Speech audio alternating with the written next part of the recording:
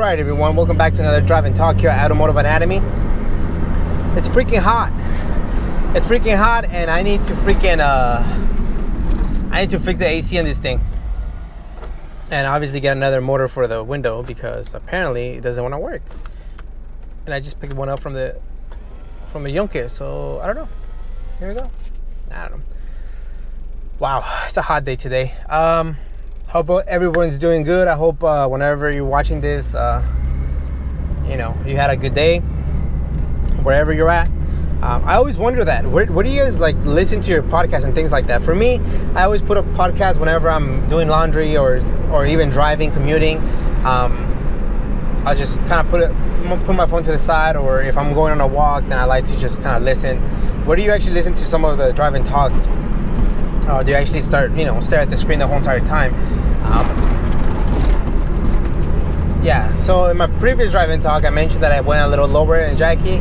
I like the Fitment much better on this. It's just definitely more challenging to maneuver, and I know my wife is having a hard time. She's like, "Can you raise her a little bit more?" Because I used to not have to deal with a lot, going sideways and things like that. Anyways, low life, right? So, as I'm driving through these beautiful neighborhoods, I obviously don't live here, and it brought me to my next my next topic: ambition. Is ambition good or bad? I think ambition becomes a problem when you start really neglecting some other stuff, such as your health and your loved ones. I'm a strong believer that you don't have a choice where you begin, but you have all the choices where you end. When I hear people say things like, "You don't understand, like, we grew up poor." I get you grew up poor. I grew, and that's fine. Like, there's a difference between being poor financially and being poor, having a poor state of mind. That's two different things. And so there's always something that you can do, minimal, big, etc. I can say I don't lose weight because my family likes to eat a lot and my mom cooks very good. And somebody who's in top shape would be like, "Yeah, well, eat less of that and go work out. It'll work. It eventually works out." Somebody who might be big like me might say, "Yeah, I get you," and then just leaves it at that. And in her head, it makes sense.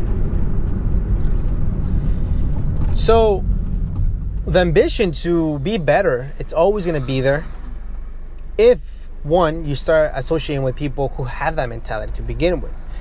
If you're watching this video, like I said last time, if you have access to watching these videos and have internet and have a computer and have a phone, you're already doing 1,000 times better than people 20, 30 years ago. Hell, people now, people that live in third world countries, very poor financial countries, you're doing so much better. There's absolutely no excuse. Well, I don't have the talent. I'm not good looking. Me neither. Welcome to the club. Take a ticket. I don't know what to tell you. There's nothing interesting about me. BS. There's always something interesting about somebody. Now, how does this relate to ambition? I'll share a little bit with you guys what my ambition is. My ambition, that's a nice ass truck, if you guys can see it right there now. My ambition for me is I want to be able to have a home. Not a huge home. I'm not really looking for a big home, to be honest with you. I just want a home where I can have a garage, a long driveway, maybe 2 or 3 cars. I don't know. I want to be able to have that. Now, in some other conversations, I've always said, don't put a timeline, because if you put a timeline, that can discourage you, or at least put a realistic timeline. Well, I'm not going to have that home by tomorrow, right? If I don't make that much money, or whatever the case may be. But if I say in the next 5-10 years, I'm going to want a house like that, then what do you have to do? Okay, well, I need to budget, I need to save, I need to maybe pick up a different job, maybe I need to pick up a separate job, maybe I'm not going to be buying car parts, maybe I'm not going to go on a trip for a little bit, maybe all these different things, and then you have to execute. That's the problem that I think a lot of people have with the whole ambition. A lot of people if they take it overboard, where like they completely don't spend a single dime, like they don't even go out to eat because every dime has to go back to either the business or towards that whatever financial or material thing that I want. That's when I feel like it becomes an issue, because if you want it by tomorrow, obviously there's going to be a bigger sacrifice you have to make, but at what cost? Like, you have to understand, at the end of the day, we're still living, we're still trying to have experiences. If your main thing is to grow the business 1,000%, that's cool, and maybe you can do that for 6 months, but after that, your kids or your families, you're going to start neglecting them, because like, where's Gus? Oh, he's out there doing videos, you know? And yes, we know that more videos will grow the channel, but I'm thinking like, I need to have time for my family. And again, everybody has different ideas and different ambitions, and that's okay. And you get to decide how much attention you put. And then guess what? You get to get the reward from it as well. You put in 1,000 hours, you're going to get much better results than somebody who puts 5 hours. That's just kind of the game. It's about finding the balance. So I'm saying, like, I'm all for people who are ambitious. I'm all for that. Don't get me wrong. I'm the same way. Like I said, I want a house. I definitely want more material things. I'm not gonna lie. But at the same time, I also want more time for me and to do fun things. And so it's a nice little balance of, if I was to win the lotto today, I wouldn't go and buy a super expensive house, because then that means that to maintain the house is going to be more money, which I still have to go back to work even more and things like that. If you could ask me what I want, if I can just snap my fingers like that, I would do part-time what I'm doing now is my 9 to 5, which is being an educator, and then part-time this, providing experiences and being able to meet more people and be able to travel and get to know more builds and build my own builds, I guess, and have that space. So I guess I would want to be a little bit of Adam LZ when it comes to building cars, a little bit of Honda Pro Jason from traveling and seeing different events.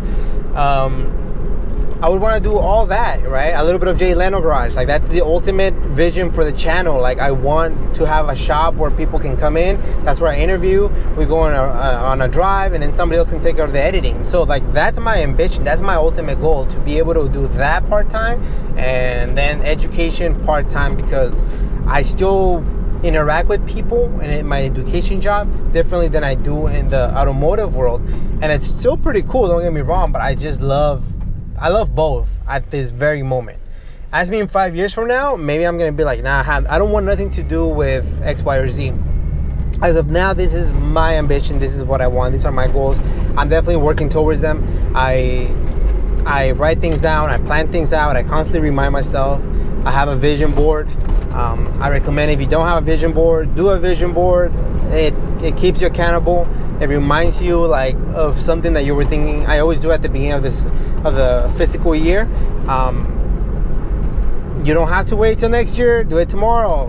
Freaking start a vision board. You know, it just keeps you accountable. It constantly keeps you grounded on the things that are important to you. And so that's what I would want. If I was to win the lotto, I wouldn't want to, per se, own a company that now requires me to be there 7 days a week. You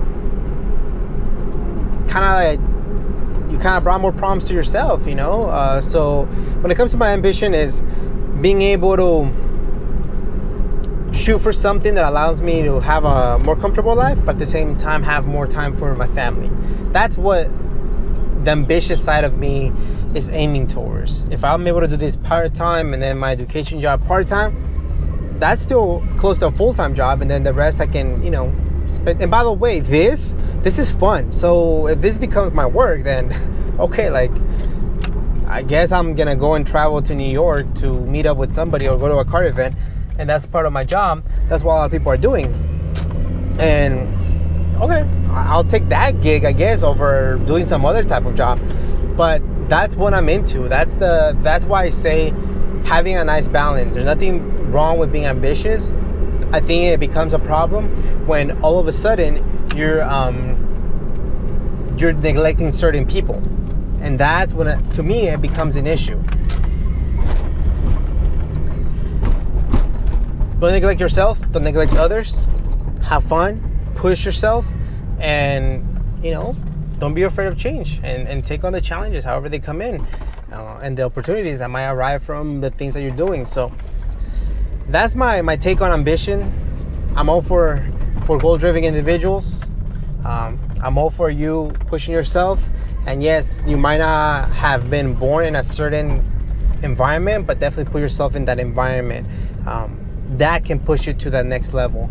So no excuses whatsoever. Push yourself. And when it gets scary, that means that you're what do they call it? Threading into new waters or something like that. Alrighty, thank you guys for tuning in. And this is gonna suck because I'm much more lower than before. And here we go. Shit.